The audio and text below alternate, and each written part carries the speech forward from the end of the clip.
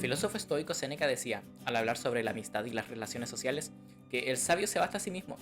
No porque fuera un buen pesado o considerara que compartir con los demás estuviera mal, sino porque, en el caso de que la enfermedad o el enemigo le cortaran la mano, en el caso de que la desgracia arrancare uno o ambos ojos, la parte que le quede le satisfará y estará tan alegre con el cuerpo mutilado y amputado como lo estuvo con el cuerpo íntegro. De esta forma es que el sabio se basta a sí mismo, no porque desee estar sin un amigo, sino porque puede estarlo. Unas palabras y ante todo una filosofía que se adecuan particularmente bien a la vida del protagonista de nuestra epopeya. Alguien que desde muy temprana edad tuvo que aprender a vivir en un ambiente sumamente hostil. Alguien cuya única figura paterna, la única persona en quien alguna vez pudo confiar, fue ella misma artífice de los peores abusos de carácter físico y sexual que llegó a sufrir en sus primeros años de vida. Que, de forma cruelmente irónica, tuvo que cargar con la culpa de haberse convertido de manera indirecta en el asesino del único que alguna vez mostró algo de afecto para él, al menos desde su perspectiva inocente e infantil. Pero a quien al final no le quedó otra que seguir adelante, aventurarse frente al mundo haciendo uso de los talentos que le habían sido concedidos para poder sobrevivir y protegerse.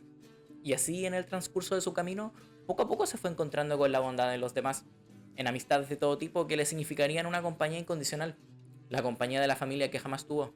Y así podría seguir y seguir, no sin antes aclarar que no estoy hablando de Guts, sino de Jude St. Francis, protagonista de la novela del 2017 A Little Life, o Tan Poca Vida como fue apodada por esta parte del globo. Una novela sumamente complicada y polémica según lo que me llegó a enterar de forma involuntaria, porque puta, yo acostumbro a no contaminar mi mente con, no sé, otras opiniones culiadas, porque al final, weón, ¿para qué? Después voy a terminar siendo la misma wea.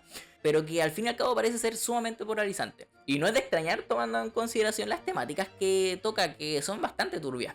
Especialmente en lo que respecta a la vida del mencionado protagonista. Un cabro que, además de todo lo que acabo de mencionar, padece unos dolores culiados insoportables que lo pueden dejar días en cama, presenta problemas de minusvalía que en muchas ocasiones lo obligan a movilizarse usando muletas y que además vive con una enfermedad autoinmune que le produce llagas supurantes en todo el cuerpo, las que constantemente se infectan y le provocan días de fiebre y tratamiento y... Puta, sé que la weá no es competencia, como se suele decir cuando se empieza con estas comparaciones buenas de que, ay, como Shadow the Hedgehog sufrió más que Steven Universe, vos no sabéis lo que es el verdadero cine, que... Pero, bueno, en este caso, así personalmente como lector, me da la impresión de que efectivamente este weón prácticamente sufrió más que Guts, weón, de quien siempre se suele decir que es uno de los personajes que más ha sufrido de la historia del manga o de la ficción en general, weón. Y claro, llama aún más la atención que fue lo que motivó a Yanagihara a escribir tal relato. Yo personalmente al leer esta wea pensé que al tener una temática tan íntima daba la impresión de ser una historia muy autobiográfica, que de alguna manera el único motivo por el que alguien escribiría más de 1000 páginas de sufrimiento era justamente porque también lo tuvo que vivir de alguna forma, si no como un calco, al menos de manera similar. Y es curioso porque parece ser que jamás fue así. En una entrevista concedida para Politics and Prose, Yanagihara cuenta que la idea principal que la motivó a escribir su novela fue la de idear un personaje que jamás lograra mejorar. So I wanted to create a character who never got better, and that one of the things I wanted to do textually was see what kind of suspense and tension could be made in a book in which the redemption narrative never gets fulfilled. Una noción bastante acertada, a decir verdad. Pues no sé si lo he llegado a mencionar antes, pero existe esta idea culiada súper extendida dentro de los círculos de crítica que dice que es prácticamente imperativo para que una historia sea buena, que el personaje debe partir siendo uno y terminar siendo otro. You know, we're used to our characters not only in books but in movies and in any sort of art and in life, I think, beginning at here and ending here. But I thought, well, what would it be like to write a character who doesn't ever really improve? Obviando el hecho de que en muchas ocasiones las personas pueden intentarlo una y otra vez y seguir cometiendo los mismos errores, y más aún si se espera que el cambio se dé a lo largo de una sucesión de eventos sumamente agotada, como suele exigirse de medios como el cine, en donde se espera que de las 2 horas de exposición surja un individuo completamente nuevo. Siendo este motivo de amargura para muchos que se sintieron estafados al ver que BoJack Horseman jamás logró dejar de ser un buen narcisista irresponsable sediento de aprobación, sin comprender que el mensaje se hace mucho más potente si realizamos que la única forma en que un viejo culiado de casi 60 años fue capaz de comprender, o al menos esperamos que sea capaz de comprender, que no puede vivir cagándole la vida al resto, es perdiendo y hartando a las personas que alguna vez llegaron a preocuparse y poner las manos al fuego por él. Pero mira, más allá de que concuerde con la premisa de Yanagihara de crear a alguien que jamás logre realmente mejorar ni superar sus traumas, me interesaría mucho más abordar el famoso elefante en la habitación, como dice el dicho. Y es que parece ser que de lo que más se acusa esta novela en específico es de ser casi una porno tortura. Es decir, que no tiene nada más que aportar que no sea ese gusto morboso por ir descubriendo paulatinamente de cuántas vejaciones y torturas llegó a ser blanco Jude antes de llegar al tiempo presente de la obra. Y ojito, que la progresión en la develación de su pasado está meticulosamente estructurada con este fin. No iría tan lejos como para decir que Yana Ihara es realmente una buena mala que gusta demostrarnos el sufrimiento de un niño en papel. Obviamente esa no es mi intención, ni tampoco creo que haya sido la de ella. Pero sí es importante aclarar que la autora hace un uso a conciencia de lo que se suele llamar raising the stakes. Es decir, que para mantener un ritmo adecuado en una narración, debemos adecuar la exposición de los eventos de acuerdo a su carga emocional. O sea que si de repente en los 80 a Juana Herrera le daba por pegarle un balazo a Anita así porque, no sé, pendeja culiada odiosa, claramente después, bueno, me podía hacer que me importe que al weón se le quieran pegar los fideos en la olla, porque no, pues weón, si bueno, le acaba de pegar un balazo a Anita, pues bueno, ya me importa ninguna weá que hagáis, pues bueno. Dicho de forma más simple, mientras más impactante o trascendente sea el evento presentado de acuerdo a lo ya expuesto en la trama, más impactante y trascendente tendrá que ser el que le siga para que nos importe. De lo contrario, se sentirá un bajón en el ritmo y el receptor perderá interés. Así se explica la típica dinámica del romance coreano, donde tienen que pasar como 10 capítulos para que un buen le dé la mano al otro, porque puta hermano, te imaginas igual la China se lo pusiera en el primer capítulo, ¿qué otra weá vaya a hacer después, bueno, si ya se lo puso, bueno, no hay mucho que hacer, bueno. Y esa es precisamente la forma en que se nos va presentando a los 4 personajes principales. Y mira, esta weá yo me la leí hace ya más de un año, así que en realidad no recuerdo con precisión los detalles, pero sí sé que de forma deliberada se parte con JB, el haitiano que tenía la vida más privilegiada de los 4, para luego pasar a Willem, que puta un weón que tuvo que cuidar a su hermano inválido, y eventualmente se iría aumentando poco a poco esta escala como de trauma dependiendo del personaje y quién tuvo una vida más de mierda, para llegar finalmente a Jude, de quien no se nos devela inmediatamente su backstory hasta muy avanzada la trama, intercalando pasajes del presente con el pasado. Pero, el gran pero de todo esto, es que casi como para darles el gusto a quienes dicen que esta wea es una porno tortura, una vez termina de develarse el pasado de Jude, la obra pierde mucho del ritmo que mencioné con anterioridad. Y bueno, una vez acabado el suspenso sobre este punto en específico, nos vemos enfrentados al dilema de si efectivamente los detractores de Yana Ihara tenían razón y detrás de Jude no hay otra cosa que no sea una persona vacía y sin más personalidad que los traumas que le tocó vivir. Porque, ¿qué es lo que hace que realmente nos caiga bien un personaje? ¿Es realmente imprescindible conocer el pasado de alguien para poder empatizar con él? ¿O por lo menos que nos agrade verlo en pantalla?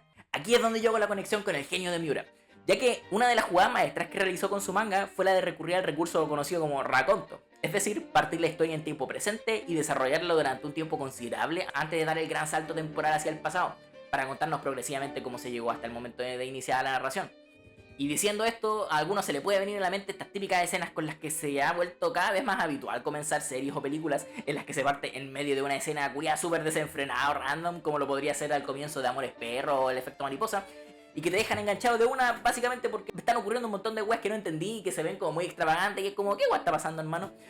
Pero la verdad es que lo que sigue estas escenas no son racontos ni flashbacks. Y su diferencia no radica simplemente en que se le hayan puesto otros nombres porque algún weón simplemente se le paró la raja a hacerlo, sino porque apelan a provocar distintos efectos.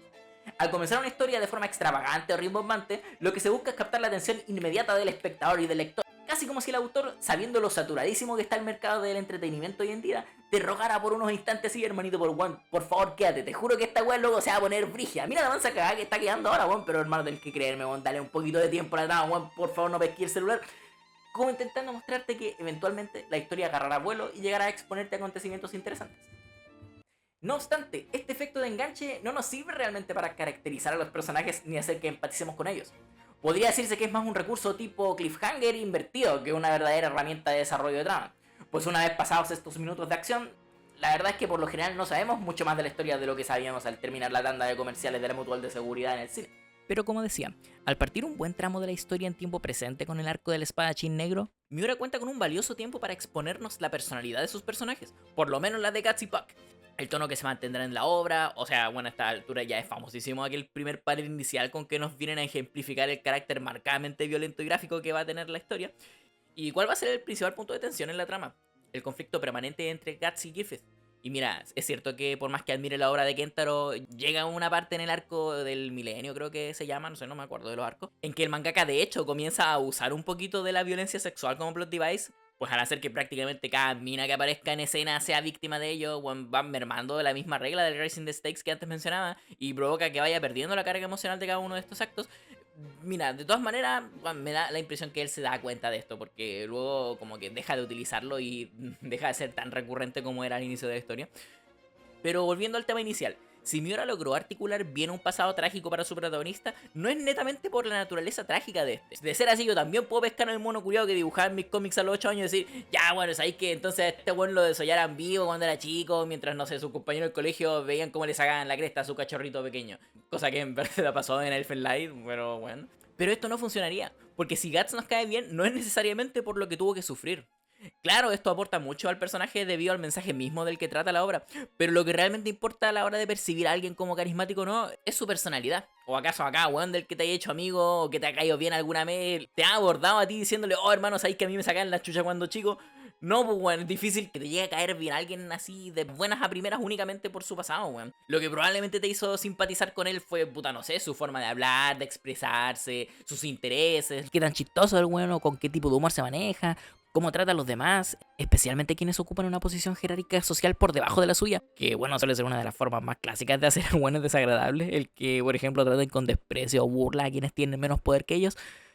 Y puta, básicamente todos elementos sumamente sutiles de la psicología humana que hacen de escribir buena literatura una tarea compleja. Volviendo al caso de Tan poca vida. Independiente de todo lo que se pueda opinar de la novela, que si la weá era morbosa, que si sus más de 1000 páginas le hicieron tediosa o lo que sea, hay dos puntos que me gustaría destacar de ella para finalizar. El primero es que por más que se la suele enjuiciar por exponer temáticas tan turbias, la verdad es que de cierta forma destaca por el trato que le da a estas temáticas. Pues en la ficción de nicho, por así decirlo, existe una fuerte tendencia por representar todo este tipo de situaciones escabrosas de la manera más explícita y gráfica posible, buscando no tanto hacer un comentario al respecto, sino hacer uso de shock value para causar impacto o incomodidad en el espectador. Famosos son los casos de películas como I Spit on Your Grave, o Project Florida, Kids, Irreversible, o todo el movimiento literario de la ficción transgresiva de buenos como Stone Ellis, de culiadas de Trainspotting, o no sé, pues de G.T. Lee Rack, creo que se llamaba esta mina con un seudónimo medio raro. Esta última, de hecho, utilizando el mismo tema de la prostitución infantil de forma casi satírica, jugando con los límites del humor negro. O bueno, incluso esta otra mina de Pregunta a la Alicia, novela sobre la cual no quiero opinar nada porque parece un panfleto de los mormones y mi objetivo no es hacer crítica en este canal. Y de igual manera, yéndonos a lo mainstream, también puedes encontrar esta tendencia en, no sé, en Juego de Tronos, en Sex Education, en Euphoria, que, mira, la verdad es que no la he visto, pero me da la impresión que sigue la misma onda de recurrir a lo explícito. Y como iba diciendo, por más que se enjuicia tan poca vida por lo mismo, en realidad siento que Yanagihara intenta tocar todo de la forma menos explícita y más respetuosa, por así decirlo. Y eso, para mí, personalmente, se siente súper refrescante. Por ningún motivo pretendo irme en la moralista y decir que está mal utilizar lo choqueante o lo grotesco en literatura.